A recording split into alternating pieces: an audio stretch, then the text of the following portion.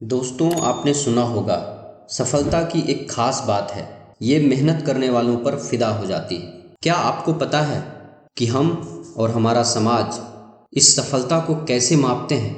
चलिए मैं बताता हूँ। असली सफलता किसी काम को अच्छी तरीके से करने और अपने लक्ष्य को हासिल करने के एहसास से मापी जाती है। सफलता इस बात से नहीं मापी जाती कि हमने ज़िंदगी में कौन सा ओहदा हासिल किया है, बल्कि इस बात से मापी जाती है कि हमने वह मुकाम कितनी रुकावटों को दूर करके हासिल किया है। सफलता इस बात से भी नहीं मापी जाती कि हम जिंदगी में दूसरे लोगों की तुलना में कितनी उपलब्धियां हासिल कर रहे हैं, बल्कि इस बात से मापी जाती है कि हम अपनी क्षमताओं की तुलना में कितनी उपलब्धियां हासिल कर रहे हैं। सफल लोग अपने आप से मुकाबला करते हैं, वे अपना खुद का रिकॉर्ड बेहतर बनाते हैं और उसमें लगातार सुधार लाते रहते हैं। सफलता इस बात से नहीं मापी जाती कि हमने ज़िंदगी में कितनी ऊंचाई हासिल की है, बल्कि इस बात से मापी जाती है कि हम कितनी बार गिरकर उठे हैं। सफलता का आकलन गिरकर उठने की इस क्षमता से ही किया जाता है। दोस्तों, क्या आप जानते हैं कि सफलता की हर एक कहानी महान असफलताओं की भी कहानी है। असफलता सफलता हासिल करने का राजमार्ग है। IBM के टॉम वाटसन सीनियर का कहना है, अगर आप सफल होना चाहते हैं तो अपनी असफलता की दर दूनी कर दीजिए। अगर हम इतिहास पढ़ें तो पाएंगे कि सफलता की हर कहानी के साथ महान असफलताएं भी जुड़ी हुई हैं, लेकिन लोग उन असफलताओं पर ध्यान नहीं देते। वे केवल नतीजों को देखते हैं और सोचते हैं कि उस आदमी ने क्या किस्मत पाई है, वह सही वक्त पर सही जगह रहा होगा। एक आदमी की जिंदगी की कहानी बड़ी मशहूर है। यह आदमी 21 साल की उम्र में व्यापार में नाकामयाब हो गया। 22 साल की उम्र में वह एक चुनाव हार गया। 24 साल की उम्र में उसे व्यापार में फिर असफलता मिली। 26 साल की उम्र में उसकी पत्नी मर गई। 27 साल की उम्र में उसका मानसिक संतुलन बिगड़ गया।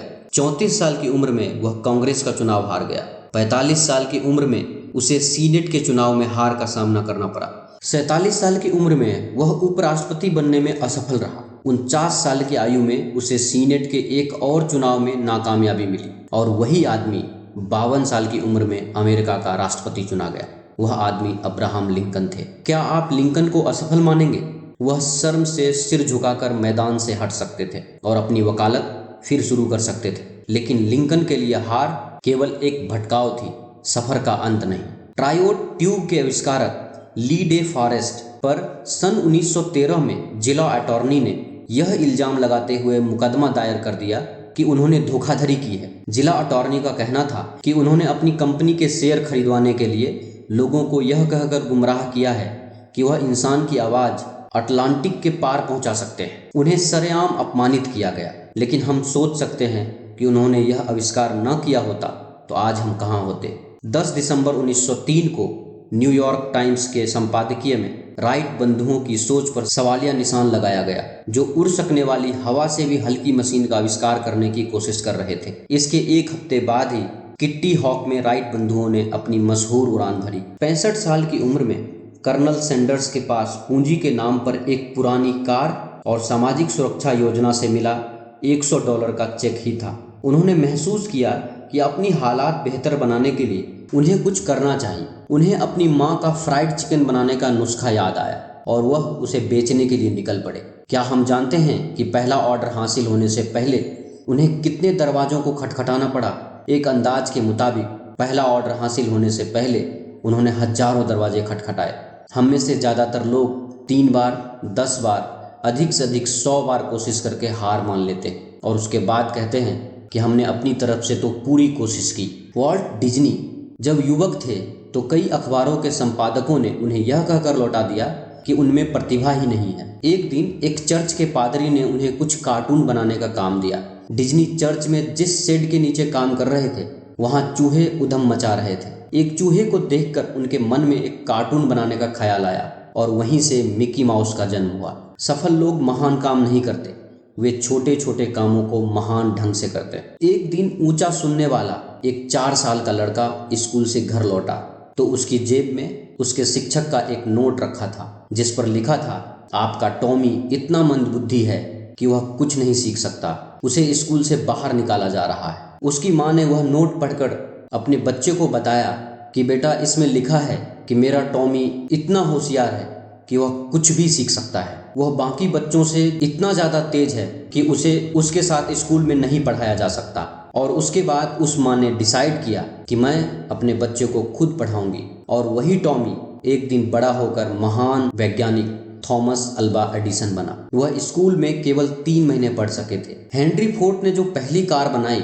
उसमें वह रिवर्स गियर डालना ही भूल गए थे। क्या हम इन लोगों को असफल मानेंगे? वे समस्याएं न होने की वजह से नहीं बल्कि समस्याओं के बावजूद कामयाब हुए। लेकिन नकारात्मक सोच वाले लोगों को लगता है कि ऐसे लोगों को कामयाबी केवल तकदीर की वजह से मिली। सफलता की सारी कहानियों के साथ महान असफलताओं की कहानियां भी जुड़ी हुई हैं। फर्क केवल इतना था कि हर असफलता के बाद वे जोश के साथ फिर उठ खड़े हुए।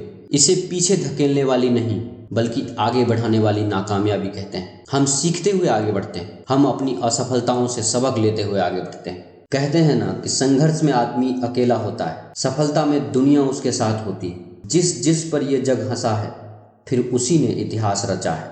सन 1914 में थॉमस एडिसन की फैक्ट्री जल गई। उस समय उनकी उम्र 67 साल थी। एडिसन जवान नहीं रह गए थे और फैक्ट्री का बीमा बहुत थोड़े पैसों का था। इसके बावजूद अपनी जिंदगी भर की मेहनत को धुआं बनकर उड़ते हुए देखकर उन्होंने कहा, यह बर्बादी बहुत कीमती है। हमारी सारी गलतियां जलकर राख हो गई। मैं ईश्वर को धन्यवाद देता हूँ कि उन्होंने हमें नई शुरुआत करने का मौका दिया। उस तबाही के 3 हफ्ते बाद ही उन्होंने फोनोग्राफ का आविष्कार किया। क्या शानदार नजरिया है। असफलता की राहों में हजार मुश्किलें आएंगी पर रुकना मत ए मंजिल के मुसाफिर, नहीं तो सफलता दरवाजे से लौट जाएगी। थॉमस एडिसन बिजली का बल्ब बनाने से पहले लगभग 10,000 बार असफल हुए। हेनरी फोर्ड 40 साल की उम्र में दिवालिया हो गए थे। ली इयाकोका को 54 साल की उम्र में हेनरी फोर्ड द्वितीय ने नौकरी से निकाल दिया था। वीथो वॉन जब युवा थे तो उनसे कहा गया था कि उनमें संगीत की प्रतिभा नहीं है, लेकिन उन्होंने संसार को संगीत की कुछ उत्तम रचनाएं दी। हमें रास्ते में ठोकरें जरूर लगेंगी लेकिन वह हमारे लिए प्रेरणा भी बन सकती है और हमें विनम्रता का पाठ पढ़ा सकती है। इससे हम मुसीबत की घड़ी में अपने अंदर बाधाओं को दूर करने की शक्ति और विश्वास का अनुभव करेंगे। हर ठोकर लगने के बाद खुद से पूछें कि हमने इस तजुर्बे से क्या सीखा। तभी हम रास्ते के रोरे को कामयाबी की सीढ़ी बना पाएंगे। अगर आप सोचते हैं कि आप हार गए हैं तो आप हारे हैं।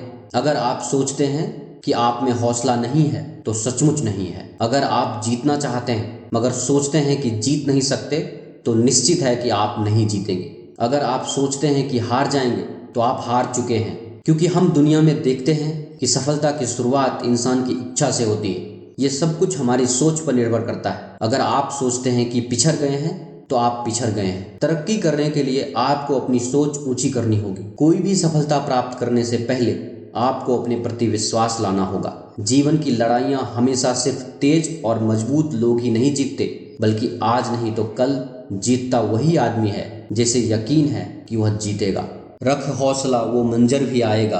प्यासे के पास चलकर समंदर भी आएगा। थक कर ना बैठ ए मंजिल के मुसाफिर, मंजिल भी मिलेगी और मिलने का मजा भी आएगा। तो दोस्तों, मुझे उम्मीद है कि ये वीडियो आपको पसंद आया होगा।